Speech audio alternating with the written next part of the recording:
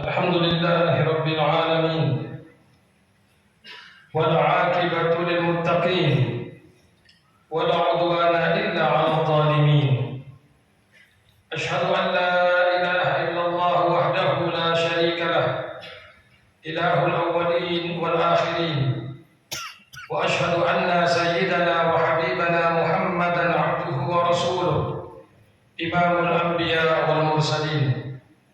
اللهم صل وسلم على سيدنا ومولانا محمد وعلى آله وأصحابه ومن تبعه بإحسان إلى يوم الدين.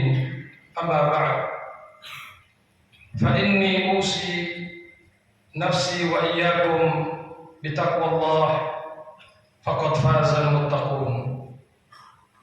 فقال الله تعالى في كتابه الكريم وهو أصدق القائلين: يا أيها الذين آمنوا اتقوا الله حق تقاته ولا تموتن إلا وأنتم مسلمون. صدق الله العظيم. Ma'asyiral muslimin jamaah salat Jumat yang dirahmati Allah. Dari atas mimbar ini kami berwasiat untuk diri kami pribadi dan kaum muslimin sekalian agar kita selalu bertakwa kepada Allah Subhanahu wa taala, menjalankan perintah Allah sebaik-baiknya, menjauhi larangan Allah sejauh-jauhnya. Karena sesungguhnya nilai kemuliaan kita di sisi Allah bukan diukur dari harta atau materi yang kita miliki. Kemuliaan kita di hadapan Allah bukan pula karena jabatan atau titel yang kita sandang. Kemuliaan kita di hadapan Allah bukan pula karena ketampanan atau kebagusan tubuh kita. Akan tetapi ma'asyiral muslimin, sebagaimana Allah nyatakan dalam Al-Quran, inna akramakum indallahi atqakum. Sesungguhnya yang paling mulia di antara kalian di sisi Allah adalah yang paling bertakwa kepada Allah Subhanahu wa taala. Mudah-mudahan kita semuanya, keluarga kita, anak keturunan kita menjadi hamba-hamba yang bertakwa kepada Allah, sehingga dimuliakan oleh Allah tidak hanya di dunia tapi sampai kelak di akhirat. Amin ya rabbal alamin. Ma'asyiral muslimin yang dirahmati Allah, Allah menciptakan kita di muka bumi ini dengan tujuan untuk mengabdikan diri kita kepada Allah, untuk selalu beribadah kepada Allah Subhanahu wa taala. Wa ma khalaqtul jinna wal insa illa liya'budun. Dan tidaklah aku menciptakan jin dan manusia kecuali agar mereka selalu mengabdi dan beribadah kepadaku. Oleh karenanya, kalau ada orang yang bertanya kepada kita, sampai kapan kita beribadah? Sampai kapan kita sholat? Sampai kapan kita zikir? Sampai kapan kita membaca Al-Quran? Maka jawabannya adalah wa'bud rabbaka hatta ya'tiyakal yaqin. Dan beribadahlah kepada Tuhanmu sampai datang kematian kepadamu. Sampai mati kita ibadah kepada Allah, sampai mati kita taat kepada Allah, dan kita berharap insyaallah kita semuanya meninggal dalam keadaan beribadah kepada Allah Subhanahu wa taala. Ma'asyiral muslimin yang dirahmati Allah Subhanahu wa taala, yang perlu kita pahami adalah ibadah itu tidak hanya hubungan antara kita dengan Allah, tetapi juga ibadah itu adalah ada di dalam kita berinteraksi dengan sesama makhluk Allah, yang kemudian lebih kita kenal dengan istilah hablum minan nas. Bagaimana hubungan kita dengan manusia, interaksi kita dengan hamba-hamba Allah. Di situ juga ada nilai ibadah yang luar biasa. Nilai ibadah yang luar biasa. Jangan hanya menyangka yang namanya ibadah itu hanya sholat. Jangan hanya menyangka ibadah itu hanya kita membaca Al-Quran. Jangan menyangka ibadah hanya kita berzikir, tidak. Tetapi kita tersenyum saja kepada saudara kita, berinteraksi dengan baik, itu juga ibadah. Bukankah Rasulullah mengatakan tabassumuka fi wajhi akhika laka shadaqah? kau tersenyum kepada saudara kamu, itu adalah sedekah.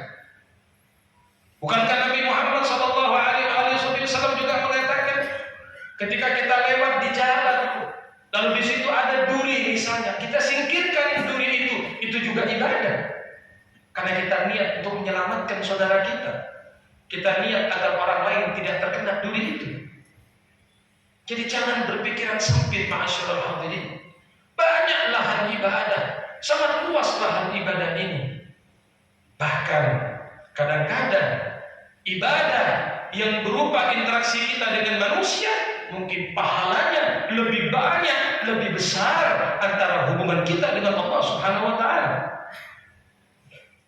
Maka dikisahkan bahwa Nabiullah Ibrahim alaihissalam alaihi wa ala nabiyina afdhalus shalawat wassalam, beliau diceritakan setelah membangun Ka'bah Al-Musharrafah dibantu oleh putranya Ismail. Maka Nabi Ibrahim, kalau bahasa kita, mengadakan tasyakuran. Beliau mengadakan tasyakuran usai membangun Ka'bah. Bagaimana bentuk syukur beliau? Dikatakan bahwasanya beliau sholat di setiap pojok atau rukun Ka'bah itu alfa rakaat, 1000 rakaat. Kana yusalli fi kulli ruknin alfa rakaat. Ka'bah ada 4 rukun, ada 4 sudut. Berarti beliau sholat total 4000 rakaat. Subhanallah. Adakah di antara kita yang sanggup sholat 4000 rakaat? Tidak ada. Terus terang saja. Tapi Nabiullah Ibrahim menunjukkan syukurnya kepada Allah dengan cara sholat 4000 rakaat. Maka tatkala beliau usai menjalankan sholat 4000 rakaat itu, maka turunlah firman Allah yang kurang lebih, ya Ibrahim, ma ahsana ma fa'alta, wahai kekasihku Ibrahim, sungguh sangat luar biasa, sungguh sangat bagus apa yang kamu kerjakan ini Ibrahim. Akan tetapi kata Allah, ada satu amalan yang kalau kau lakukan amalan itu lebih aku sukai daripada apa yang kamu lakukan semuanya. Lebih baik dari sholat 4000 rakaat. Maka beliau bertanya, apa itu ya Allah? Amalan apa itu ya Allah? Faqala Allah Ta'ala, maka Allah berfirman, luqmatun tunfikuha fi fami ja'i afdal min hadha kulli, atau kama qala tabaraka wa ta'ala. Kata Allah Subhanahu wa ta'ala, wahai Ibrahim, kalau sekiranya engkau tasyakuran dengan cara memberi makan orang yang kelaparan, 1 suapan saja, berinteraksi dengan hamba Allah, membantu hamba Allah yang kelaparan, lalu kita memberi makan dengan 1 suapan saja, apa kata Allah? Itu lebih baik dan lebih aku cintai dari sholat 4000 rakaat. Ini luar biasa. Nah, oleh karena itu, ma'asyiral muslimin, jangan anggap remeh hubungan kita dengan manusia ini. Jangan anggap remeh hubungan kita dengan tetangga. Jangan Anda merasa besar karena banyak sholat malamnya. Jangan Anda merasa hebat dengan sering puasa sunnahnya. Tetapi kalau hubungan kita dengan masyarakat tidak baik, hubungan kita dengan tetangga tidak baik, hati-hati. Kita khawatir apa yang terjadi kepada salah seorang wanita di zaman Nabi SAW. Ketika ada yang bercerita, ya Rasulullah, ada seorang wanita, kanat tasumun nahar wa taqumul lail. Ya Rasulullah, diceritakan kepada Nabi, ada seorang wanita yang dia gemar bangun malam. Dia senang berpuasa di pagi hari, di siang hari. Tapi ada satu kekurangan. Apa itu? Wa kanat tu'dhi jiranaha. Dia suka menyakiti tetangganya. Enggak baik dengan tetangganya. Suka mengganggu orang lain, suka menyakiti perasaan tetangganya. Kalau sholatnya jangan ditanya, puasanya jangan ditanya. Tiap hari puasa sunnah, tiap hari bangun malam. Tetapi hubungan dengan orang enggak bagus. Suka merasani orang, mengganggu tetangganya. Lalu apa respon yang diberikan oleh Nabi kita Muhammad? Beliau bersabda singkat, padat, jelas, hiya finnar. Tempatnya wanita itu adalah neraka, sabda Rasulullah. Neraka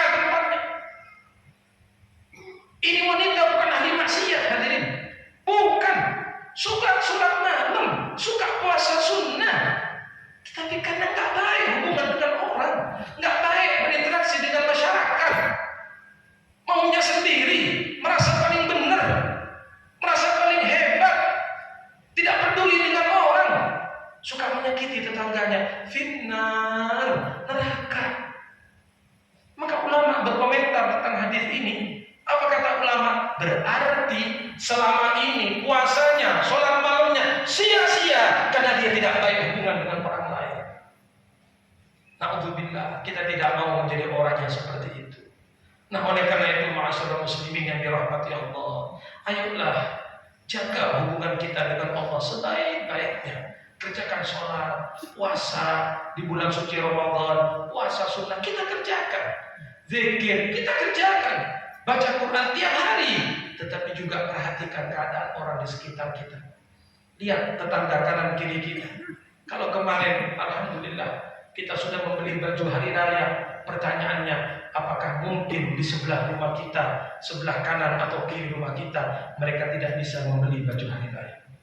Pernahkah kita berpikir, kita kemarin alhamdulillah kendaraan kita bagus semuanya. Pernahkah kita berpikir, mungkin kita punya saudara di sana yang kemana-mana jalan kaki?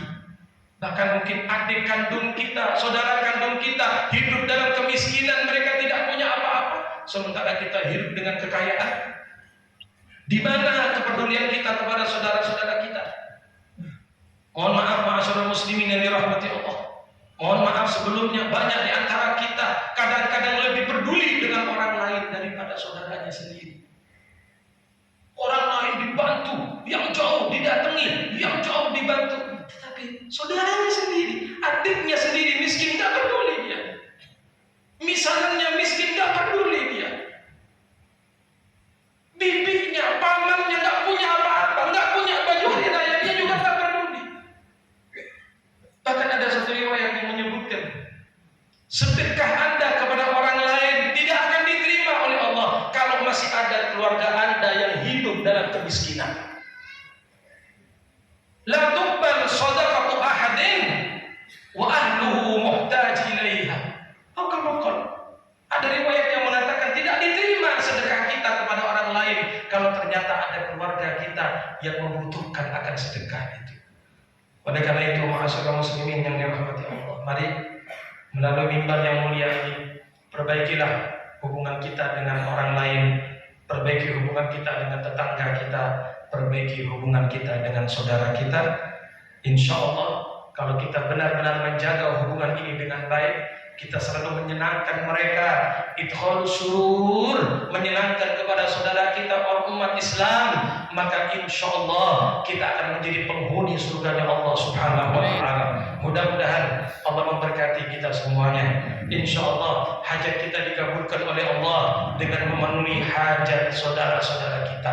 Insya Allah Allah akan selalu menolong kita kalau kita selalu menolong saudara-saudara kita. Allah akan ampuni kita kalau kita senang memaafkan akan saudara-saudara kita. Allah akan kabulkan semua hajat kita kalau kita senang memenuhi akan hajat saudara-saudara kita. Amin, amin ya rabbal alamin. Bismillahirrahmanirrahim.